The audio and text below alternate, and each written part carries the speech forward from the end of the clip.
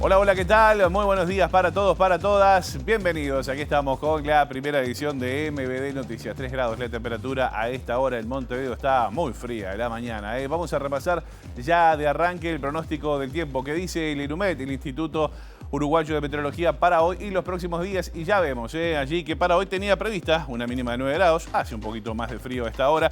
La máxima será de 15 con cielo nuboso y algo nuboso. ¿Cómo va a estar el fin de semana? Bueno, para el sábado, 24 de mayo, mínima de 6, máxima de 16, con cielo nuboso, parcialmente nublado durante toda la jornada.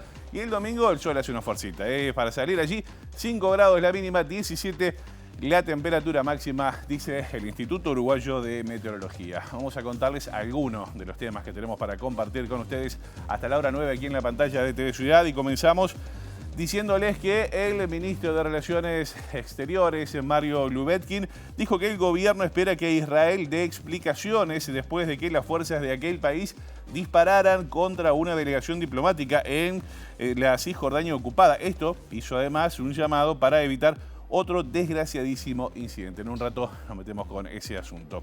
Por otra parte, también les contamos que el secretario de Presidencia, Alejandro Sánchez, dijo que no hay inhibición para que Eduardo Viera presida el Instituto Nacional de Colonización, ya que la Constitución no impide que un colono esté al frente justamente del organismo. Por otra parte, el director de la OPP, de la Oficina de Planeamiento y Presupuesto, Rodrigo Arim, anunció que a partir de este año se va a proponer que la actividad de jornales solidarios sea ahora de lunes a viernes, con una jornada para formación, y que desde el 2026 esté institucionalizada. Esto será por ley, dijo Arim en las últimas horas. Por otra parte, también les contamos que la Fiscalía de Crímenes Lesa Humanidad, especializada en crímenes de lesa humanidad, aplicó medidas cautelares contra el ex capitán de la Armada Héctor Danilo Varela, formalizado por la jueza Susana Machado por la muerte y tortura de Miguel Cuello Santana, quien era obrero de la construcción y militante, además del Movimiento de Liberación Nacional Tupamaros. También vamos a tener hoy, como siempre, entrevista central en esta primera edición de MD Noticias. Nos visita la alcaldesa reelecta del municipio CH, Matilde Antía. Con ella hablaremos de la campaña, del resultado y de lo que se viene en esta primera edición de MD Noticias. Ahora vemos cómo está Montevideo a través de las cámaras del Centro de Gestión de Movilidad.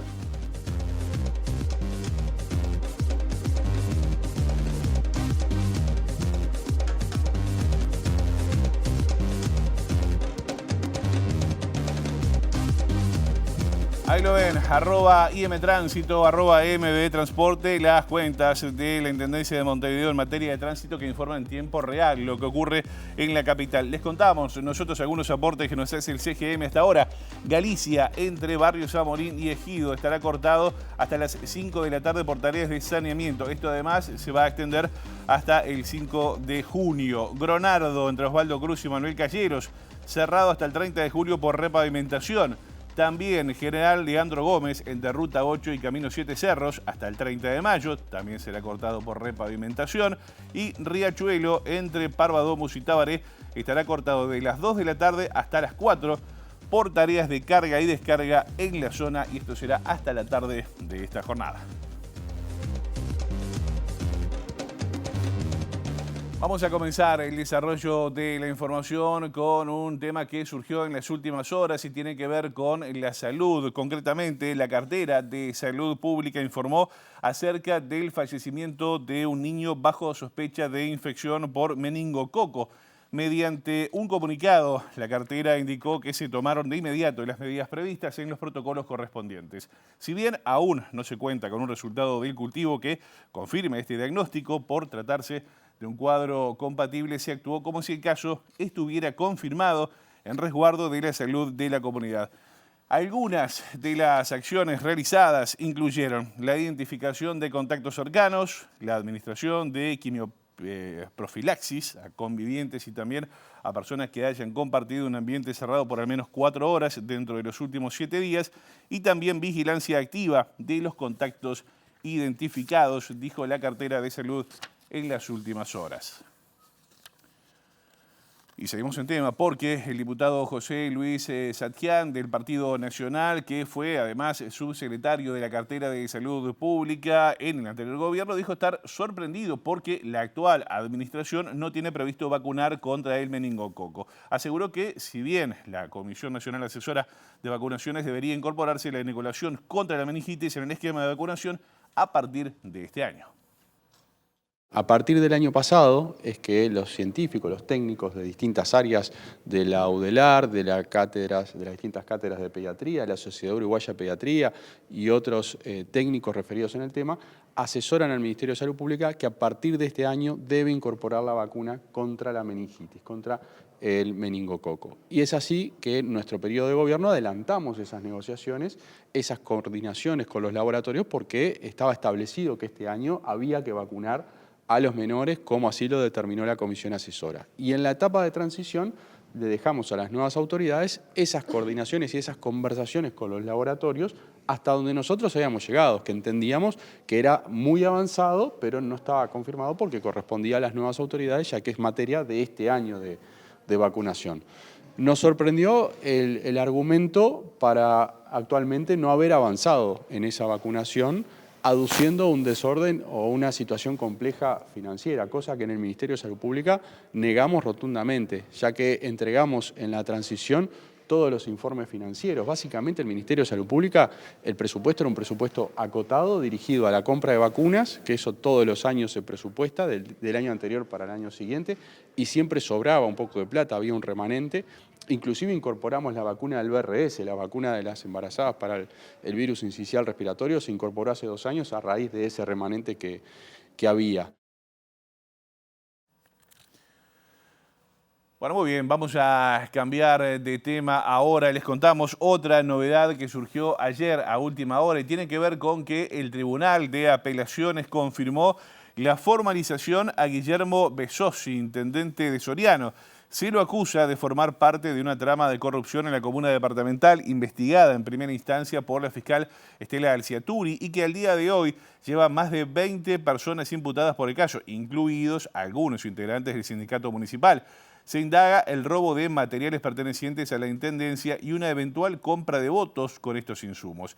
La resolución de apelaciones mantiene los delitos de peculado, tráfico de influencias, concusión, omisión de denunciar delitos, cohecho simple y reiterados delitos de abuso de funciones. Esto lo informó el diario El Observador y confirmó MB Noticias con fuentes judiciales. La sentencia establece que la conducta de Besossi se adecúa típicamente a las figuras ilícitas reclamadas por Fiscalía. En consecuencia, existe un grado de convicción provisoria respecto a la comisión de los delitos referenciados y también a la participación del imputado en los mismos. Esto determina que la formalización de la investigación es ajustada a derecho, según señala el documento judicial. Se entiende, dice además, que incurrió en principio en las conductas ilícitas atribuidas de acuerdo a los elementos objetivos referenciados y añade el fallo. En tal sentido, aún resta que la justicia se expida en última instancia respecto a este tema, es decir, que decida condenar o no a Besossi.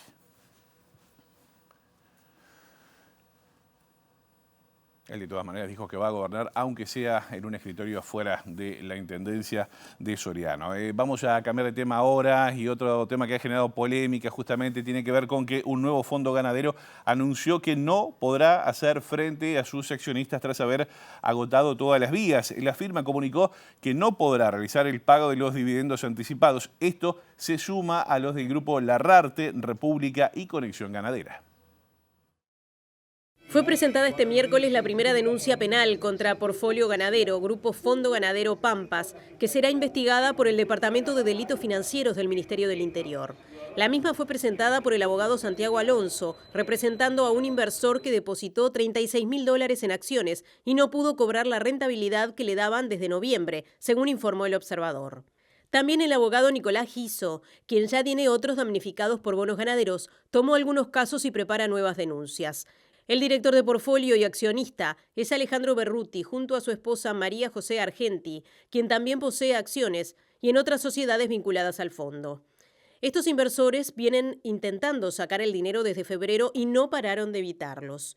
La denuncia penal patrocinada por Alonso pide a Fiscalía que se indague a Berruti en representación de Reina Vaca, Sociedad Anónima, y Berruti y Argenti, Sociedad Anónima, al colombiano Manuel Cabrales como presidente y director de Fondo Ganadero Pampas, y a George Pereira, codirector de Fondo Ganadero Pampas. Para ustedes, en un fallo histórico, el Estado uruguayo fue condenado por la Corte Interamericana a pagar casi $3 millones a 50 damnificados del Banco Montevideo. Esto se dio tras el desvío de fondos de los hermanos Peirano a empresas fantasma en las Islas Caimán. Se tomó muy bien porque realmente fue una lucha titánica, 23 años en forma ininterrumpida. Lo hicimos en silencio, no íbamos a salir a lo largo de todos estos años, pero satisfecha porque fue un fallo internacional, fue un juicio internacional porque acá en nuestro país no fuimos amparados bajo ni por la ley ni en la justicia. Entonces, más que satisfecha. Por un lado, la culminación de este proceso, pero por el otro, triste porque no quedaron los 344 ahorristas que nosotros hubiéramos deseado. Se formó un tribunal ad hoc, que era el tercer tribunal que estudiaban todos los casos. Se ampararon en unos artículos del Código Civil que refiere a mandatos y poderes. Yo no estuve de acuerdo.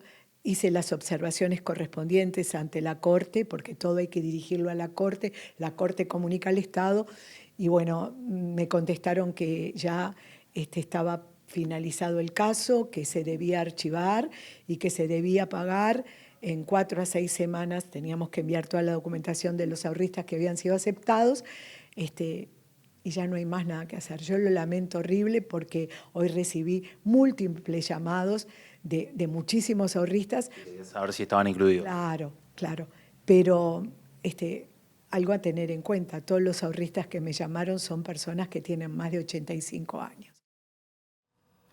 Tremendo, Bueno, vamos a cambiar de tema. Un asunto que les contábamos en el arranque de esta primera edición de MBD Noticias y tiene que ver con que el secretario de Presidencia de la República, Alejandro Sánchez, dijo que no hay inhibición para que Eduardo Viera presida el Instituto Nacional de Colonización, ya que la Constitución, como decíamos, no impide que un colono justamente esté al frente de este organismo. Sin embargo, precisó que mientras desarrolle la tarea de gobierno, justamente, el jerarca deberá dejar de explotar el campo que le fue otorgado, aunque sin renunciar a su condición de colono. El artículo 200 establece que, estando en el directorio, siendo un director general de un ente público, uno no puede autonombrarse en un cargo, acomodarse el mismo, como fue lo que sucedió con Jennifer Cherro, que en el Codicen se autodesignó siendo directora de secundaria como inspectora. Eso estuvo mal, es una violación flagrante del artículo. Eso sí es una violación flagrante. Luego el artículo 200 establece que cuando alguien es designado, ¿verdad?, no puede ejercer una profesión o una actividad relacionada. No es la calidad de colono lo que inhibe la posibilidad de estar en el Instituto de Colonización, es ejercer como colono. Esto podemos asimilarlo a un funcionario público que es director de jurídica de un ente y es nombrado para integrar el directorio. ¿Qué hace ese funcionario público? No deja de ser funcionario público ni abandona su cargo, lo deja en reserva. En el caso de colonización, uno no puede dejar en reserva porque no es funcionario. Lo que debe hacer es no explotar, en este caso, el tambo, ¿verdad? No seguir haciendo las dos actividades a la vez. ¿Eso quiere decir que pierde su calidad de colono? No, porque ahí está su casa, ahí está su vivienda. Estamos hablando de un colono pequeño, de un tambero que nosotros no lo vamos a despojar de su vivienda ni de los medios para sobrevivir una vez que termine y concluya su labor. Que la titularidad pase, por ejemplo, a un familiar. Podría ser ese el caso, o que en realidad el usufructo o la explotación de su tambo lo lleve adelante una tercera persona, pero que no él sea beneficiario del usufructo de ese tambo. Nos metemos, así se dice, ahora en asuntos políticos, porque el ex presidente de la República, Julio María Sanguinetti, volvió a referirse al error cometido por la coalición republicana de no presentar con lema común en departamentos como Río Negro y La Valleja. Desde su punto de vista, el resultado final hubiese sido otro si los partidos tradicionales se hubieran presentado de forma conjunta. También llamó a una reestructura del sistema electoral que acorte los tiempos entre las distintas instancias de votación. Se hizo un acuerdo en Montevideo, Canelones y Salto porque no hicimos en los 19 como proponíamos nosotros. ¿Usted piensa si en La Valleja, por ejemplo, hubiera sido distinto el escenario? Sí, no hay duda que se ganaba. El Partido Colorado llevó más de 5.000 votos. Se ganaba cómodamente la coalición. La coalición en La Valleja cómodamente. En Fray Bentos también ganaba, en Río Negro también ganaba. Es decir, el panorama hubiera sido distinto. No porque sean tan espectaculares las diferencias en votos, pero sí hasta psicológicamente, ¿no? De modo que yo lo que sí creo es que el diseño de la coalición tiene que cambiar. Es unánime que es demasiado largo el proceso electoral. Eso lo han dicho los amarillos, los verdes y los azules, todos. Todo el sistema político tiene que repensar eso. La democracia nuestra es sólida, es fuerte, pero tiene que combatir también la fatiga de la ciudadanía. Es un tema de todo Occidente. El ciudadano descomprometido, que mira de lejos, ¿no? Entonces, y eso hay que tener cuidado con eso. Porque de ahí el debilitamiento de los centros, centro izquierda, centro derecha, y la afirmación de las extremidades, ¿no? Las extremas derechas que han crecido hoy en Europa de un modo increíble, las extremas izquierdas, que también lo son. Entonces, todo esto nos lleva a la necesidad de articular entonces respuestas.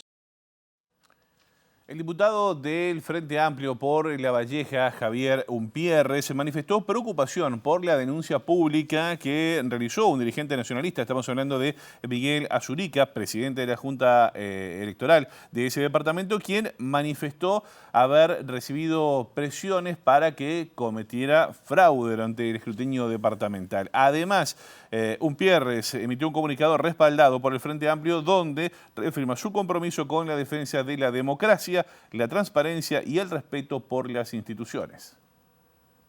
El sistema electoral en el Uruguay es muy cristalino, es muy seguro, y nosotros estamos convencidos de que hubo un buen proceso electoral en La Valleja y no podemos permitir que estas cosas pasen. Por lo tanto, nosotros lo que estamos exhortando al sistema político en La Valleja, a organismos que tienen competencia en estos temas, a que se resuelva la situación. Hemos sabido que en otros casos la Corte Electoral en muy buena medida ha dejado ciudadanos afuera. Sabemos el caso de Caram en Artigas, de Valentina Dos Santos, el Poder Judicial con el mismo Besossi. Entonces, a nosotros nos parece que esto tiene que aclararse, si en realidad hubo presiones para que haya fraude o qué tipo de presiones hubieron. Por lo tanto, estamos planteando públicamente también estas preocupaciones que tenemos desde el Frente Amplio y en mi caso como representante del departamento de La Valleja, ¿no? ¿El Frente Amplio va a hacer alguna denuncia al respecto? Y vamos a estar evaluando, yo creo que hay que esperar algunas horas a ver qué dice, porque vale agregar que el señor Azurica es electo miembro de la Junta Electoral de La Valleja por el mismo Partido Nacional. Entonces, yo creo que quien primero tiene que responder ante estas cuestiones es el mismo Partido Nacional. Y bueno, mientras no lo haga, nosotros vamos a mantener un poco de cautela, pero no podemos quedarnos callados ante tal situación, porque en realidad, en definitiva, lo que está también un poco en juego es el sistema democrático, ¿no? El ex senador nacionalista Jorge Gandini asumió como nuevo director de la Administración Nacional de Puertos por el Partido Nacional. En ese marco aseguró que es una tarea desafiante y que va a intentar continuar con las acciones iniciadas por el gobierno anterior porque el puerto metropolitano, dijo, es cada vez más competitivo. Desafiante en una muy importante competencia regional por la carga en tiempos difíciles, y que vengo a defender la visión que nuestro gobierno en el año 92 llevó adelante con la ley de puertos, que después nadie más cambió porque resultó ser una transformación importantísima en la gestión portuaria. Y también la visión que se llevó adelante en la administración pasada.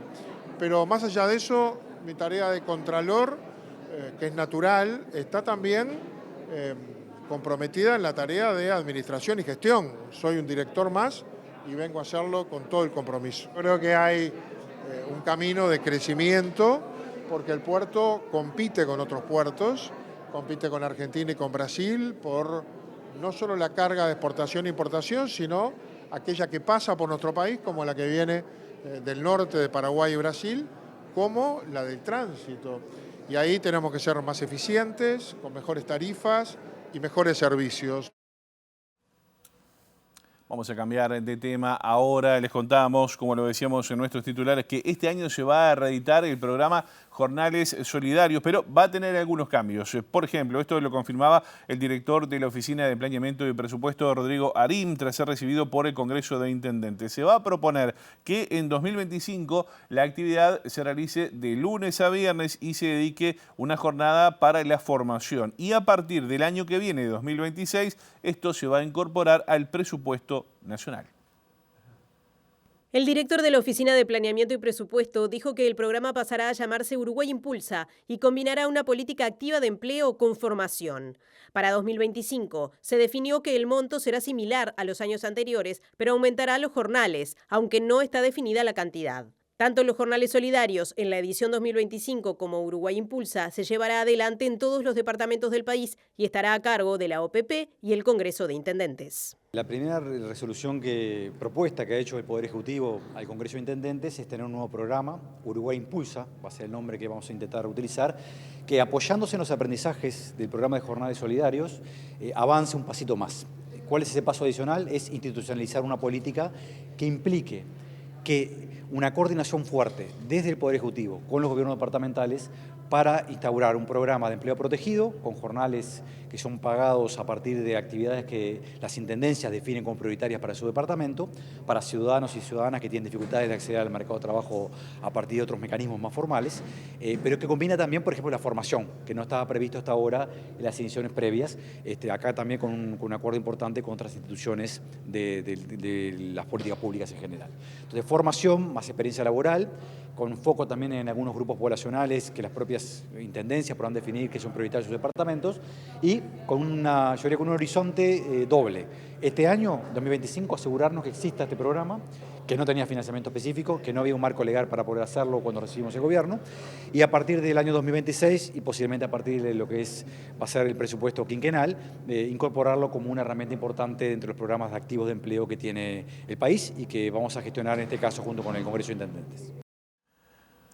Vean ustedes, el Ministerio de Trabajo y Seguridad Social denunció ante Fiscalía la situación advertida por la Unión de Trabajadores Azucareros de Artigas ante el Senado de casos de trabajo a cambio de un pago en pasta base. El presidente de la Comisión de Asuntos Laborales del Senado, el frenteamplista Gustavo González, dijo que la situación fue denunciada ante la Comisión por el secretario general de la UTA, Nicolás Barros. Declararon ahí que hay trabajo infantil, trabajo de menores de 18 años, que les preocupa, y también dijeron algo que molestó aparentemente, que es que pasan por bocas de pasta base y llevan a muchachos a cortar y después pagan con eso, ¿no? Bueno, eso habrá que comprobarlo ellos, pero lo dijeron con mucha firmeza, digamos. Esto aparentemente, obviamente también nosotros se lo comunicamos porque el Ministerio de Trabajo está en relación directa con nosotros, las actas son públicas además, y un periódico de Montevideo levantó solamente lo de la pasta base. Esto creo que generó todo un ruido en Bella Unión, al tal punto que ahora recibí como presidente de la comisión una nota de los productores de caña planteando que quieren venir a hablar, y yo le dije que la comisión recibe a todo el mundo. Pero entonces, a mí lo que me preocupa es que fue llamado el secretario general de UTA a la policía a declarar por una denuncia que le hace otro sindicato, aparentemente amarillo, por lo que vi, justo en esto, ¿no? Entonces, yo digo, ¿qué garantía le estamos dando a los trabajadores si se actúa así por una denuncia que hagan los trabajadores? Los trabajadores cuando hacen denuncia tendrán que demostrarlo, eso es obvio. Nosotros vamos a llamar a los dueños a los productores y ellos dirán su verdad, como dijeron la verdad los trabajadores. Ahora, que el trabajo de la caña hay que dignificarlo y hay que hacer todo lo posible para que el cañero tenga un trabajo digno y decoroso, de eso no me quita nadie en la cabeza, ¿no?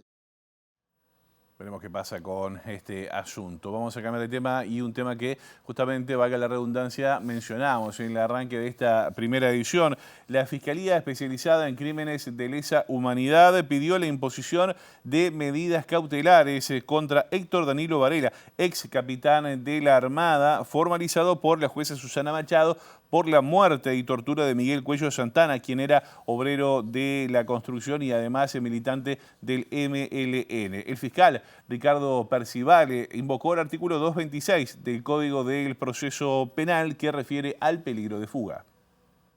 Miguel Ángel Cuello Santana fue secuestrado por las fuerzas conjuntas en su domicilio en la ciudad de Bella Unión en la madrugada del 19 de junio de 1972 y trasladado al Regimiento de Caballería de Artigas. Fue sometido a crueles torturas y ejecutado por la espalda a la semana de su secuestro. La versión oficial fue que intentó fugarse. Cuello Santana tenía 21 años. En diciembre de 2023, la Fiscalía Especializada en Crímenes de Lesa Humanidad solicitó la formalización de los represores Abayubá Burlong y Danilo Varela, vinculados a las torturas en el Regimiento de Caballería número 10 de Bella Unión. Entendemos que hay facilidades para abandonar el país por parte de Varela. Se trata de un retirado militar que como tal cobra una pensión importante. Además se trata de un empresario lo que hace presumir que tiene los medios como para evadir la justicia fugándose. También cuando él declaró ante nosotros, fijó como domicilio Colonia, por eso teníamos ubicado en Colonia, y hoy advertimos que lo fijó en Montevideo. Esto nos da una pauta de que no tenemos una ubicación fija del señor y también eso nos permite inferir la posibilidad de una eventual fuga.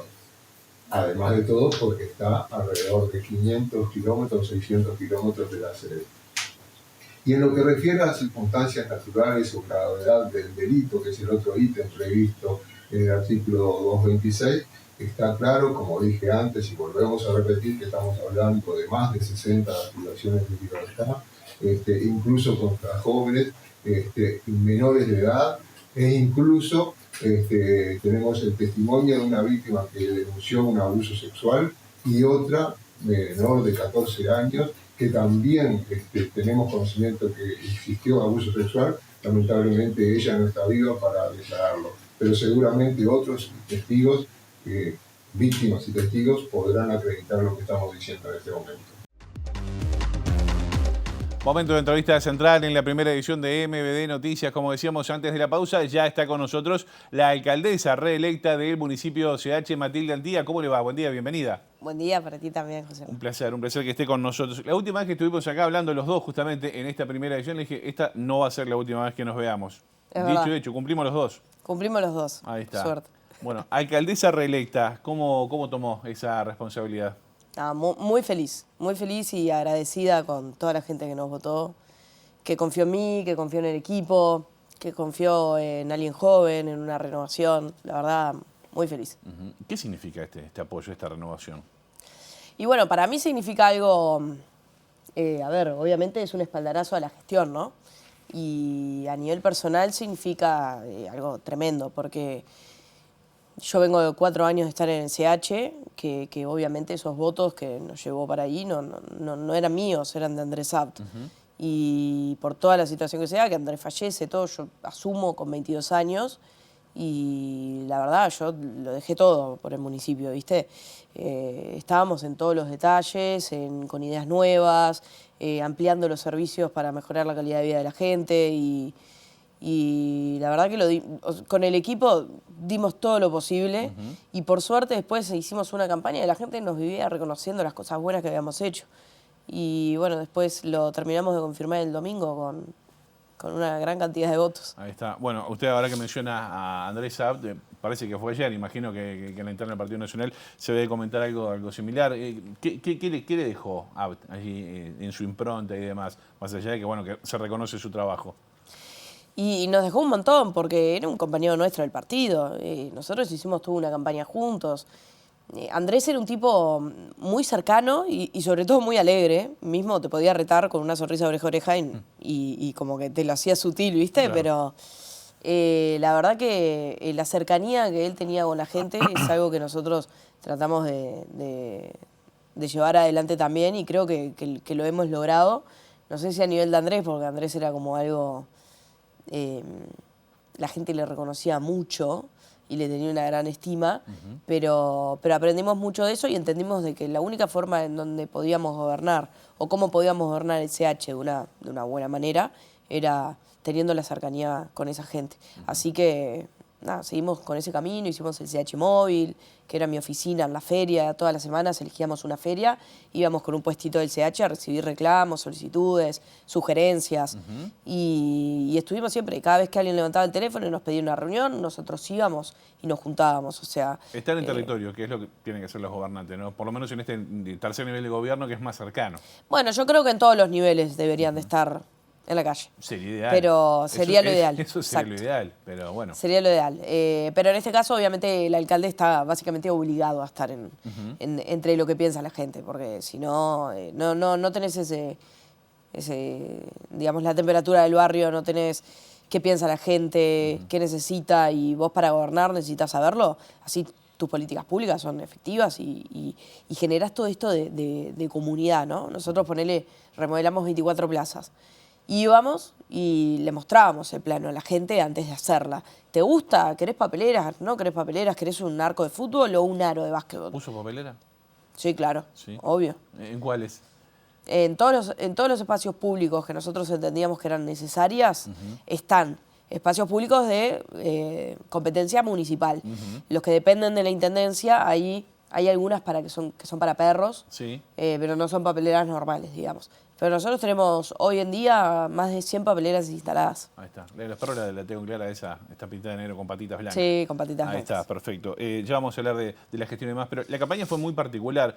Por ejemplo, usted no utilizó los clásicos carteles con imagen. Se había alguna foto así apoyando a Lema, sí, pero no la campaña clásica. ¿Por qué eligió hacer eso? Y porque primero es lo que creo, ¿no? Yo inicio políticamente todo mi camino haciendo una campaña limpia en 2019, bajando carteles con 20 años.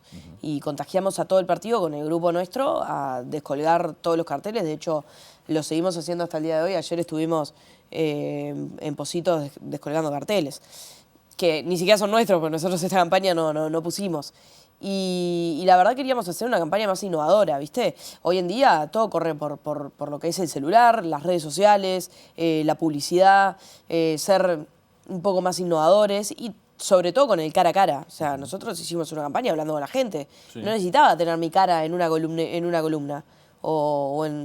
O nosotros lo único que hacíamos era tener una Matilde en tamaño real, movible, que nosotros la llevábamos a los lugares donde íbamos y se devolvía para la sede nuestra.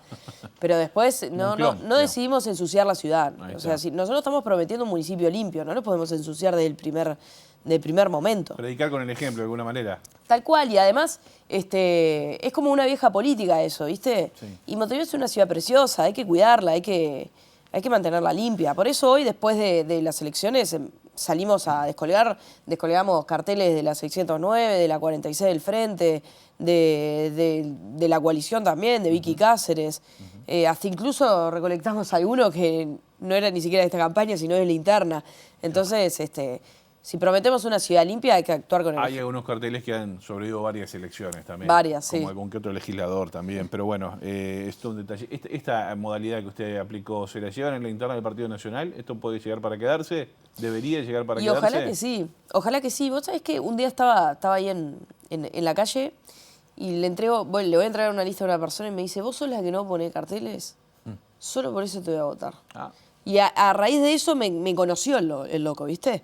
Y ahí se enteró que yo era Matilde, o sea, hay un nicho de población que está pidiendo, che, esto no, ya está esto, ¿viste? Es lo más vintage, old school que hay, es como viejo, ya está. Sí. Vayamos a algo nuevo. Capaz que... Vieja escuela me hizo correr, ahora que me está hablando de los carteles, había un saludo que mandamos a Gourméndez a media altura, que te dabas con la cara de Gourméndez gigante allí, pero bueno, me quedó marcado ese. No, lo que queda visto es que los carteles no votan, no vas a sacar menos o más votos por poner carteles o no, a la vista está. Tuvimos un muy buen resultado sin poner carteles. Antía, bueno, decíamos que fue una campaña muy particular, hay varios asuntos que son muy importantes, bueno, el tema de limpieza que estamos hablando, esta es una de las tantas aristas que tiene el tema de limpieza y demás, pero las personas en situación de calle es otra problemática que, bueno, se ve muy frecuentemente en el CH, en el B, en el C y en algunos otros municipios también de Montevideo. Usted se refirió en las últimas horas a la eventualidad de poder aplicar la ley de faltas para, bueno, tratar de contemplar esa situación. ¿Cómo se haría? ¿Cómo lo va a hacer eso? Bueno, lo primero que vamos a hacer ¿Y por qué aplicar la ley de faltas, no? Es exigírselo a la Intendencia, que en realidad es el competente en la materia. ¿Es la Intendencia o el Ministerio del Interior? Bueno, en realidad es bastante combinado, pero la Intendencia tiene eventuales y perfectamente la puede aplicar. Vos cuando aplicás la ley de falta es aplicar una falta por el uso indebido del espacio público. Generalmente eso se da porque tienen todos digamos, tienen sus cosas y están ocupando el lugar hace muchas horas. Tienen no un colchón, tienen una carpa. Quieto, sino que hagan una especie de campamento, ¿a eso se refiere? Exactamente. Ajá. Entonces, el competente en limpiar la ciudad es la Intendencia. Y la Intendencia tiene eventuales, que son policías contratados por la Intendencia, que dependen de la Intendencia, que pueden aplicar esta ley de faltas. De hecho, la Intendencia ya tiene un operativo de ley de faltas, el tema es que no salía a la calle ese operativo. No se estaba aplicando, dice. Y nosotros tenemos un dato que en el segundo semestre de 2024, de todas las aplicaciones de falta que hubo, de ley de faltas que hubo, el 95% la llevó adelante el Ministerio del Interior, que tuvo que montar un operativo paralelo porque la Intendencia hizo solamente el 5% y no estaba dando abasto, o básicamente no estaban saliendo. O salían muy poco, claramente. Entonces, ¿cómo debería ser el procedimiento? ¿Qué es lo que tiene que hacer la Intendencia en este caso y qué es lo que tiene que hacer el Ministerio del Interior? Digo para que quede claro. A ver, el Ministerio del Interior también lo puede hacer. Sí. No digo para la Intendencia, ¿puede desalojar a las personas? Sí, claro. Ajá. Cuando se aplica la falta, lo que hace es, se le invita a retirarse del lugar. Ajá. También podés hacer todo el círculo completo, que sería lo ideal, es que esas personas que vos les aplicás la ley de faltas, le preguntás si quiere ir a algún refugio y se lleva a la puerta de entrada de la ley de faltas, que es en Aparicio Saravia, donde se puede bañar, comer, estar un rato, dormir un rato y se le da un cupo para un refugio en la noche. Eso sería lo ideal. ¿Por qué? Y porque obviamente nosotros estamos hablando de personas que seguramente tengan algún problema de salud mental, problema de adicciones, no tienen techo, elígeme vivir en la calle. Entonces, obviamente es un cuadro muy vulnerable y hay que cuidarlas a esas personas. Claro. No hay que darlas por perdidas. Pero claro, después tenemos todo el problema de convivencia que hay, ¿no?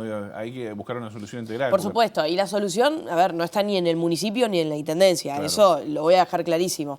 La solución tiene que ser a nivel nacional, con el Ministerio del Interior, por el tema de las cárceles, con el MIDES, con el CONACE, con el Ministerio de Salud Pública, tema de salud mental, tema de adicciones, o sea, tiene que haber una respuesta integral por parte del Gobierno Nacional.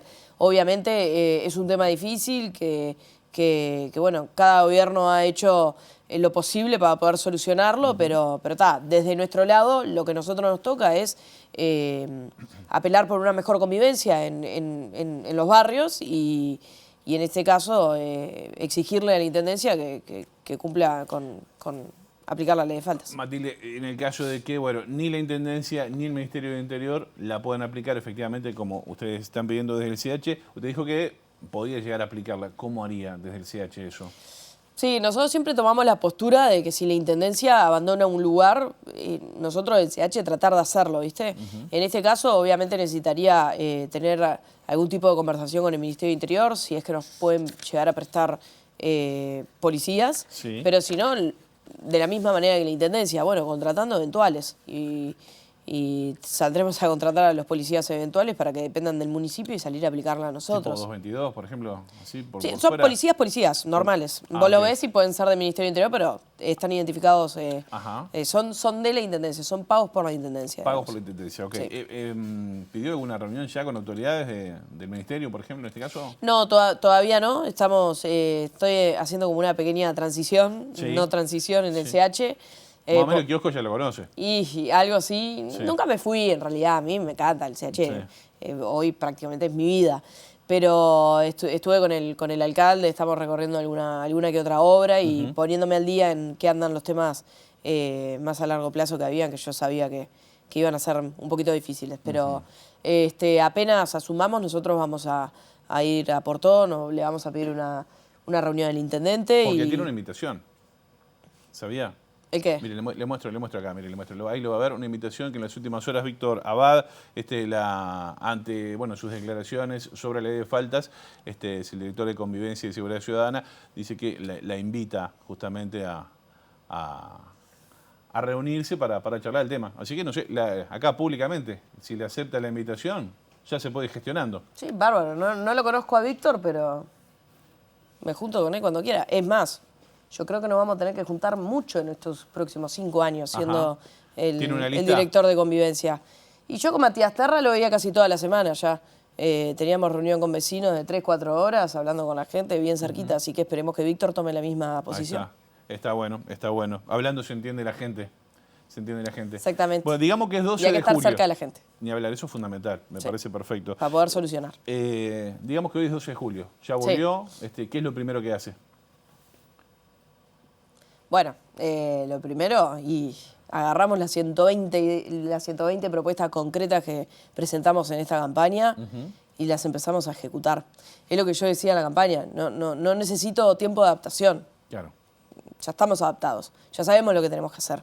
Y estamos armando el equipo, un equipo nuevo, un poquito más joven, obviamente codo a codo con los funcionarios municipales que para mí son el bastión del CH, incluso un día hablando con el alcalde actual dice, che, esto camina solo esto. Y bueno, era la idea. Justamente los funcionarios son tan buenos y conocen tanto su laburo que lo pueden caminar solo el CH, ¿no?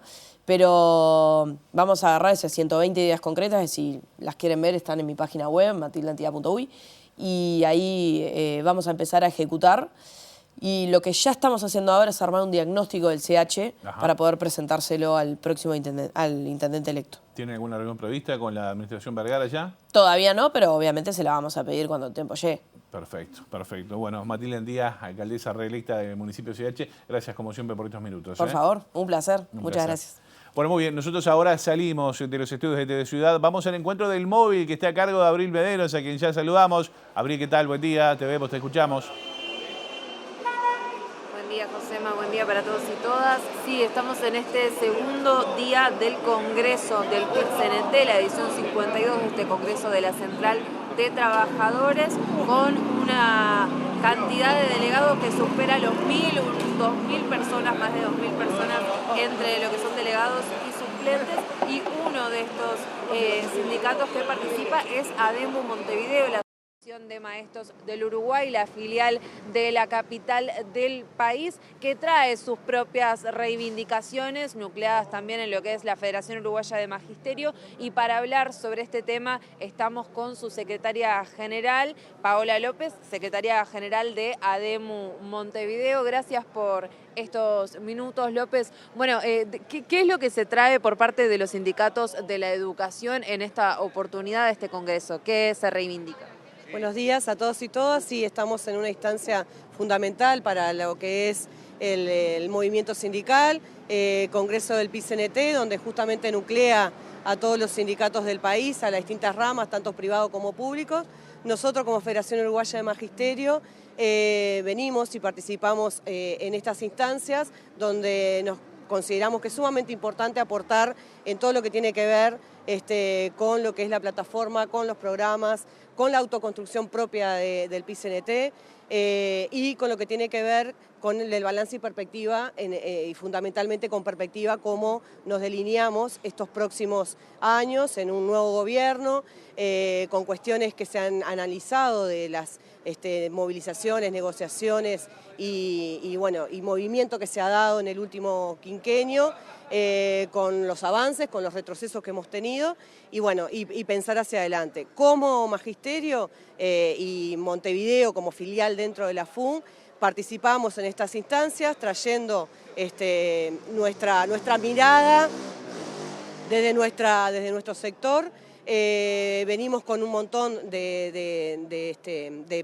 proposiciones en lo que tiene que ver con programa, pensando que estamos en las vísperas de un nuevo mensaje presupuestal, en donde debemos avanzar en cuestiones que hemos retrocedido en el quinquenio pasado, en tanto salario, en tantas condiciones de trabajo que tiene que ver con poder enseñar mejor, pero también aprender mejor, y ahí es uno de los focos que todos hacemos acuerdo acá a nivel del movimiento sindical, en que la mirada en las infancias y en las adolescencias es fundamental, con los niveles de pobreza, con los niveles de insuficiencia alimentaria, de inseguridad alimentaria, y el tema de las violencias, ¿no? La violencia estructural, la violencia que se vive en los territorios, y que bueno, eso va permeando en las personalidades de los niños y niñas y que terminan a futuro en una sociedad que se vuelve cada vez más violenta como la estamos viviendo.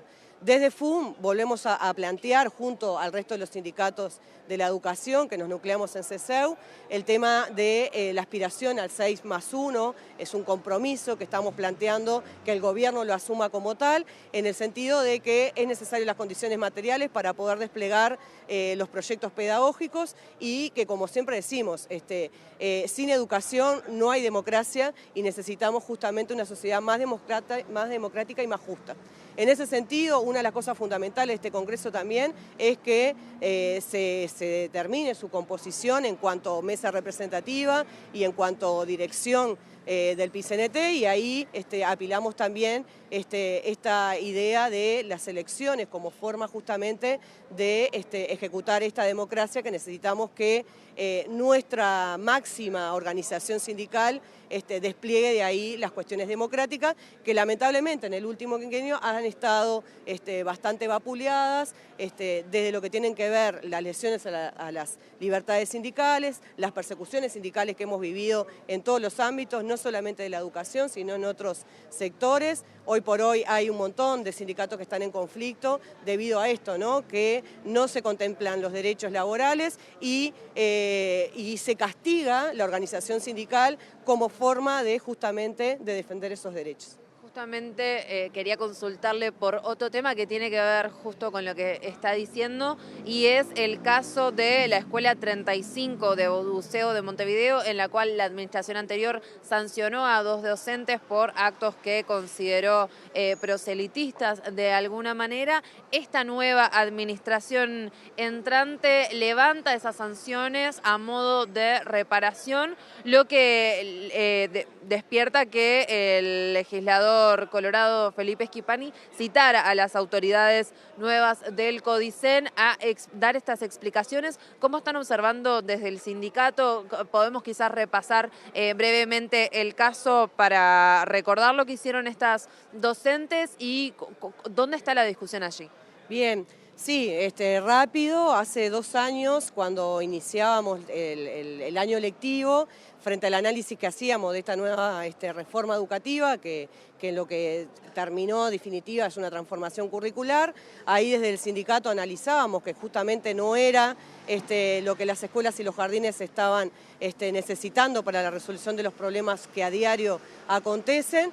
Se realizó una carta que resultó de una asamblea y las afiliadas y los afiliados tenían el mandato de compartir nuestro parecer con las familias, que supieran, ¿no? Qué estaba sucediendo con la educación de sus hijos e hijas. En ese instante, frente a esa lectura de la carta que se dio a nivel de todo Montevideo, estas 2 compañeras resultan sancionadas por esa lectura de la carta, con sus análisis en qué lugar, en qué no lugar se hizo.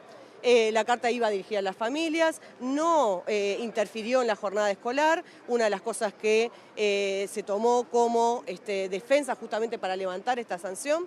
En ese año, transcurrió el proceso de investigación administrativa, en un momento se la separa el cargo, se le retienen los saberes, por negociación del sindicato ellas vuelven a la escuela, pero continúa el proceso, finalmente termina con un sumario en donde se la sanciona justamente nuevamente con separación del cargo y con retención de haberes.